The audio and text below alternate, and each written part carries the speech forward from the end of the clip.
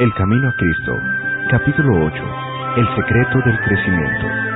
En la Biblia se llama nacimiento al cambio de corazón por el cual somos hechos hijos de Dios. También se lo compara con la germinación de la buena semilla sembrada por el labrador. De igual modo, los que están recién convertidos a Cristo son como niños recién nacidos que deben ir creciendo hasta llegar a la estatura de hombres en Cristo Jesús. Primera de Pedro, capítulo 2, versículo 2, y Efesios, capítulo 4, versículo 15. Como la buena simiente en el campo, tienen que crecer y dar fruto. Isaías dice que serán llamados árboles de justicia, plantío de Jehová para gloria suya. Isaías, capítulo 61, versículo 3. Del mundo natural se sacan así ilustraciones para ayudarnos a entender mejor las verdades misteriosas de la vida espiritual.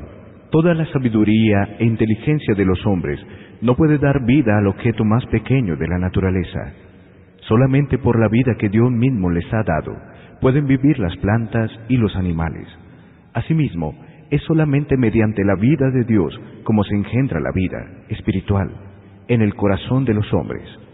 Si el hombre no nace de nuevo, no puede ser hecho participante de la vida que Cristo vino a dar. San Juan capítulo 3, versículo 3. Lo que sucede con la vida, sucede con el crecimiento. Dios es el que hace florecer el capullo y fructificar las flores. Su poder es el que hace a la simiente desarrollar. Primero el tallo, luego la espiga, después grano abundante en la espiga. San Marcos capítulo 4, versículo 28. El profeta Oseas dice que Israel florecerá como lirio, volverán a hacer crecer el trigo y florecerán como la vid. Oseas capítulo 14, versículos 5 y 7. Y Jesús nos dice: considerad los lirios cómo crecen. San Lucas capítulo 12, versículo 27.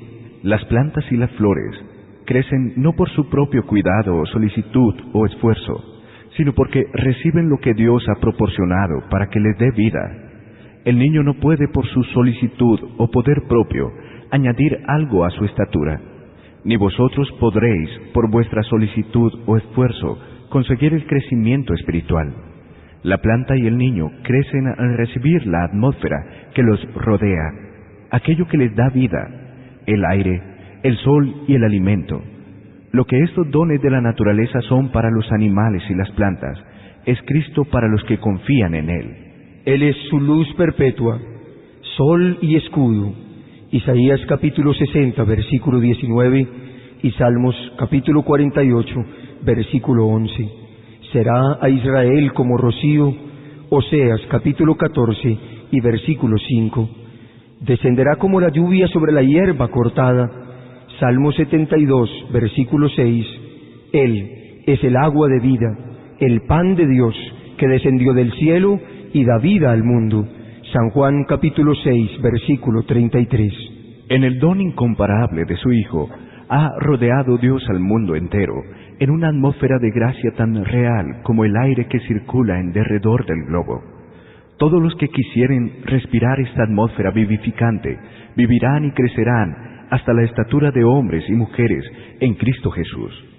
Como la flor se torna hacia el sol, a fin de que los brillantes rayos la ayuden a perfeccionar su belleza y simetría, así debemos tornarnos hacia el sol de justicia, a fin de que la luz celestial brille sobre nosotros, para que nuestro carácter se transforme a la imagen de Cristo.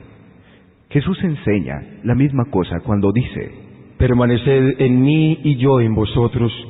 Como el pámpano no puede llevar fruto por sí mismo si no permanece en la vid, así tampoco vosotros si no permanecéis en mí, porque separados de mí nada podéis hacer. San Juan capítulo 15, versículos 4 y 5. Así también vosotros necesitáis el auxilio de Cristo para poder vivir una vida santa. Como la rama depende del tronco principal para su crecimiento y fructificación, fuera de él no tenéis vida. No hay poder en vosotros para resistir la tentación o para crecer en la gracia o en la santidad. Morando en él, podéis florecer, recibiendo vuestra vida de él. No os marchitaréis, ni seréis estériles. Seréis como el árbol plantado junto a arroyos de aguas. Muchos tienen la idea de que deben hacer alguna parte de la obra solos. Ya han confiado en Cristo para el perdón de sus pecados, pero ahora procuran vivir rectamente por sus propios esfuerzos. Mas tales esfuerzos se desvanecerán. Jesús dice: porque separados de mí, nada podéis hacer. Nuestro crecimiento en la gracia, nuestro gozo, nuestra utilidad, todo depende de nuestra unión con Cristo. Solamente estando en comunión con Él diariamente, a cada hora permaneciendo en Él, es como hemos de crecer en la gracia.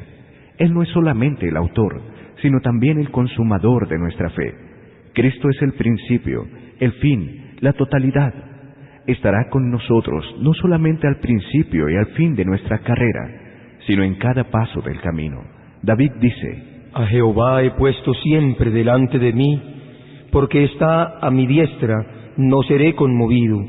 Salmo 16, versículo 8. Preguntaréis tal vez: ¿cómo permaneceremos en Cristo? Del mismo modo en que lo recibisteis al principio. Por tanto, de la manera que recibisteis al Señor Jesucristo, andad así en Él. Colosenses capítulo 2, versículo 6. Mas el justo vivirá por fe. Hebreos capítulo 10, versículo 38. Habéis profesado daros a Dios con el fin de ser enteramente suyos, para servirle y obedecerle, y habéis aceptado a Cristo como vuestro Salvador. No podéis por vosotros mismos expiar vuestros pecados o cambiar vuestro corazón, mas habiéndoos entregado a Dios, creísteis que por causa de Cristo Él hizo todo esto por vosotros. Por la fe llegasteis a ser de Cristo, y por la fe tenéis que crecer en Él, dando y tomando a la vez. Tenéis que darle todo: el corazón, la voluntad, la vida, daros a Él para obedecer todos sus requerimientos, y debéis tomar todo, a Cristo, la plenitud de toda bendición, para que habite en vuestro corazón y para que sea vuestra fuerza, vuestra justicia, vuestra eterna ayuda, a fin de que os dé poder para obedecerle. Conságrate a Dios todas las mañanas. Haz de esto tu primer trabajo. Sea tu oración: tómame, oh Señor, como enteramente tuyo. Pongo todos mis planes a tus pies. Úsame hoy en tu servicio. Mora conmigo y sea toda mi obra hecha en ti. Este es un asunto diario.